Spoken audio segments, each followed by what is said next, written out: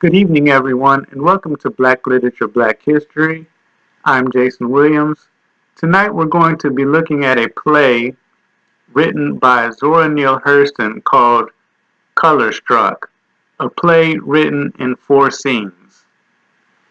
Now, from the title Color Struck, we know that this is a story that is dealing with colorism, and this play actually shows up in a magazine called Fire, a quarterly devoted to younger Negro artists, in November 1926, published by Wallace Thurman.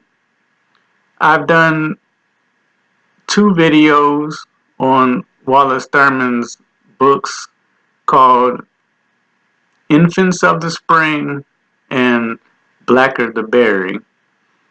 And Blacker the Berry was a book that dealt with the issue of colorism as well. Now, in typical Zora Neale Hurston fashion, this play goes against the grain of what black people were writing back then and what white people expected to read from black authors. This play is written in Ebonics or Afro-American vernacular. Just as her book, Their Eyes Were Watching God, which is a classic book which I recommend everyone read.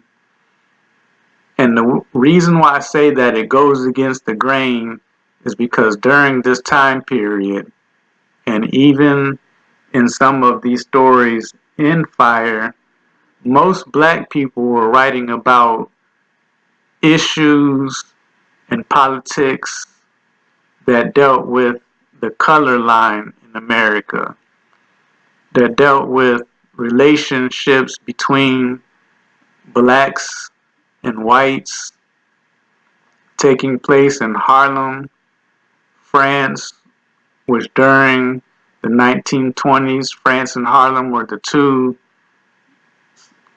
capitals of the Harlem Renaissance. Zora Neale Hurston decided she didn't want to write any stories or plays that had to do with the color line and the relationships between black people and white people and political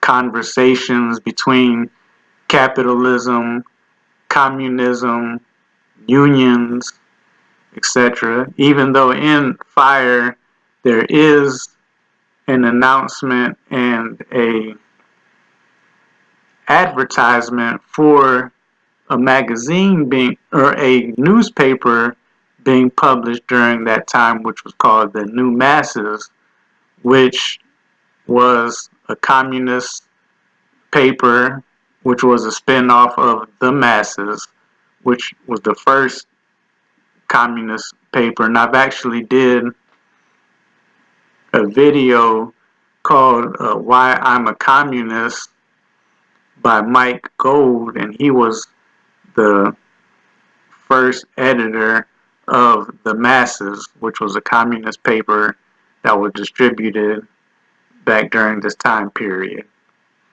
And he has a book that he wrote called Jews Without Money, which is a highly recommended book.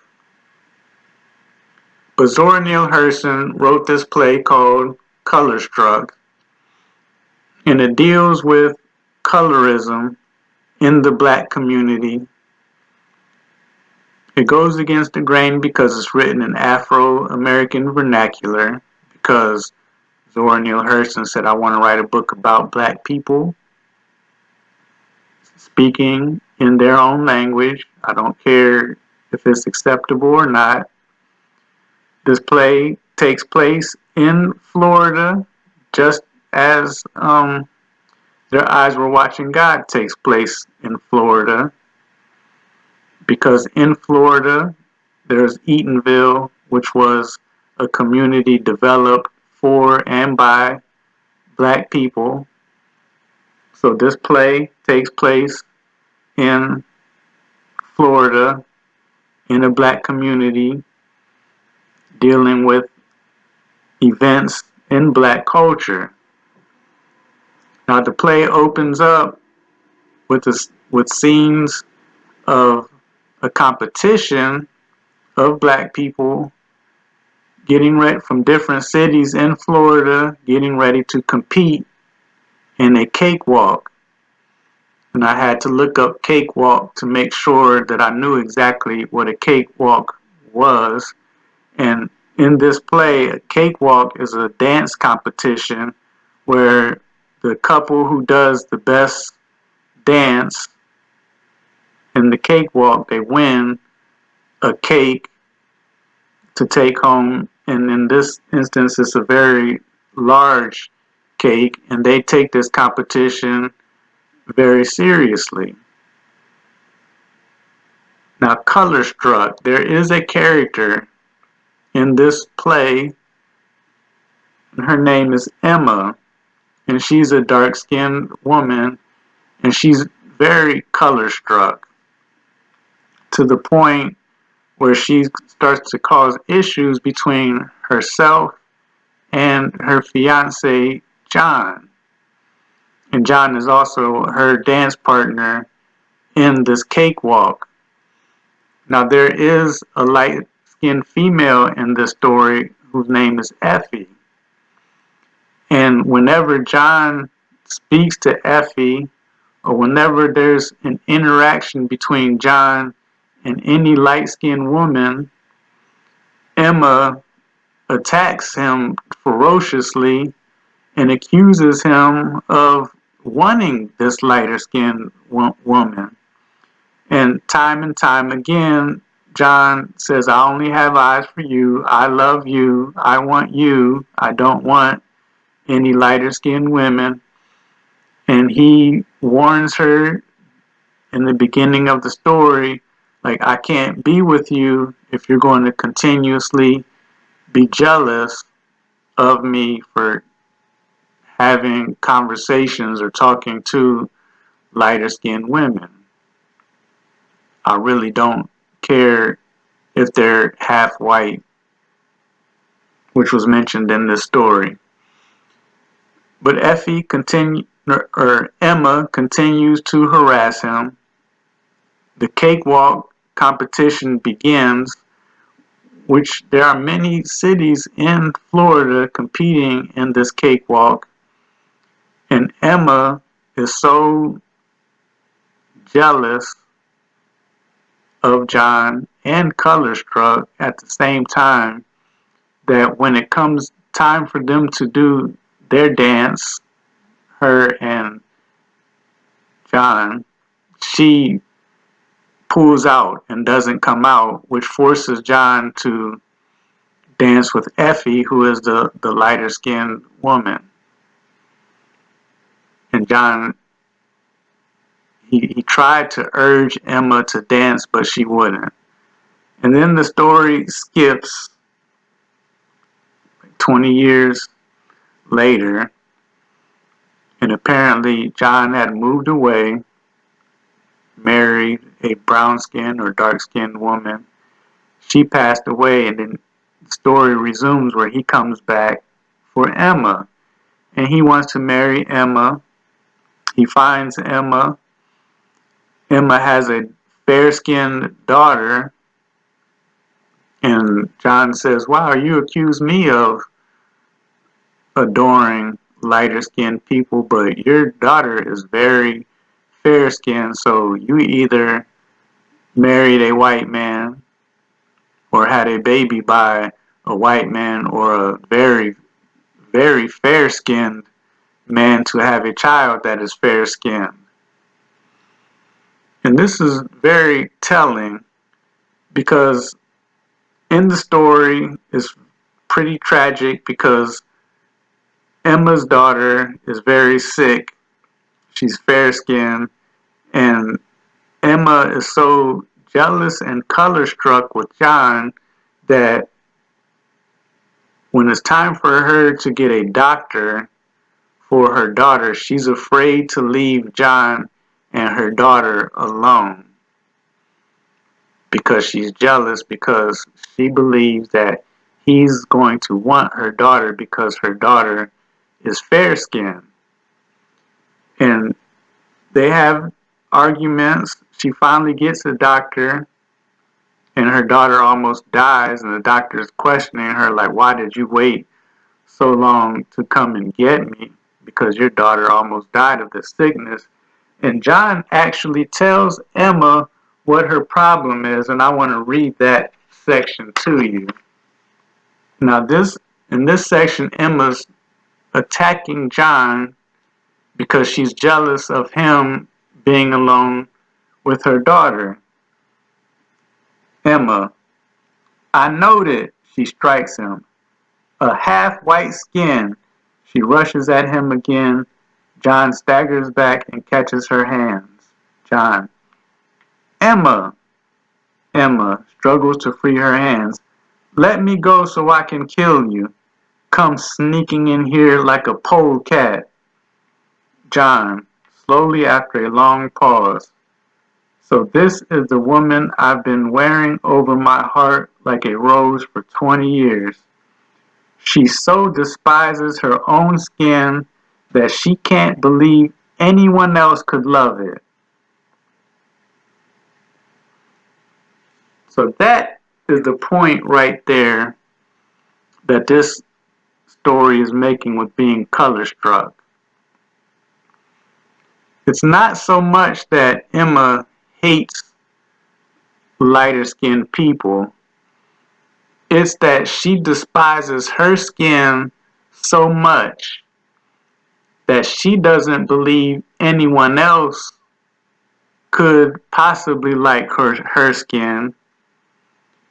And furthermore, the fact that she has a fair-skinned daughter says that she adores lighter-skinned people, so therefore she believes that everyone else adores lighter-skinned people.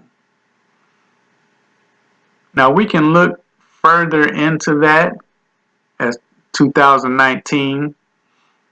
We don't deal so much with color struck and colorism to this extent, but I think this story could also have us look at ourselves and examine ourselves to see if we have certain things about ourselves, personal or as a community, that we despise in ourselves and therefore take it out on others based on petty things like skin color or whatever the issue is.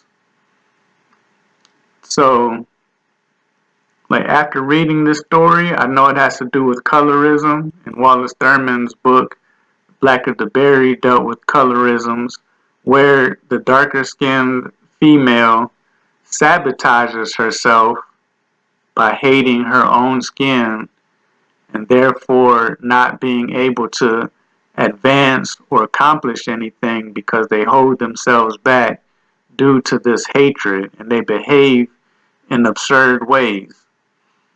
And in reading this book, Effie, the lighter skinned woman, she's not even aware of this going on, and she's not flirting with anyone. She's just part of the community. In this very short play, Emma has a problem. And colorism is a problem that exists in the black community. I've gone around and asked white people in the community and around where I live if they know what colorism is, and they have no idea what colorism is.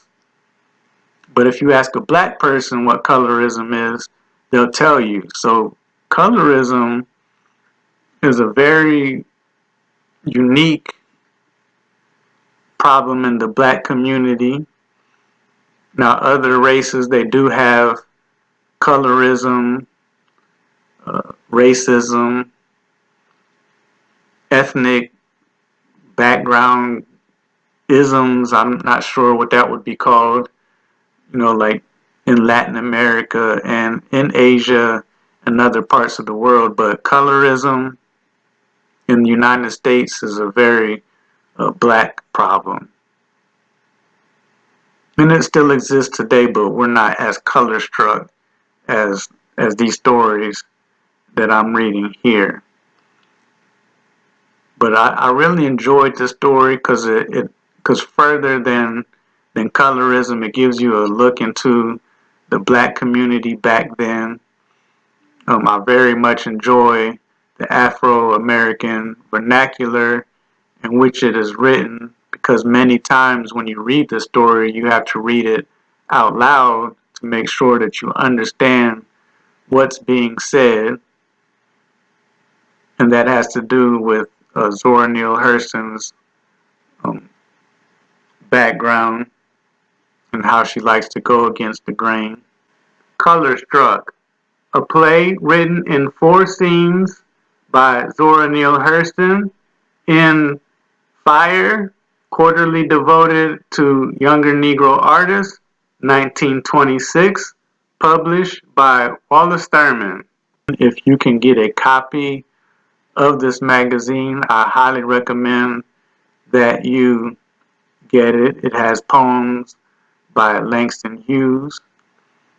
It also has a story written by Wallace Thurman himself, and it has an advertisement for the New Masses. If you could ever get your hands on copies of that newspaper, I highly recommend it. And actually, in this version, it has an advertisement in the New Masses for George Schulier, and I did a video on him and his criticisms of his travels through Liberia. So, Color Struck by Zora Neale Hurston. This is Black Literature, Black History. Have a nice evening.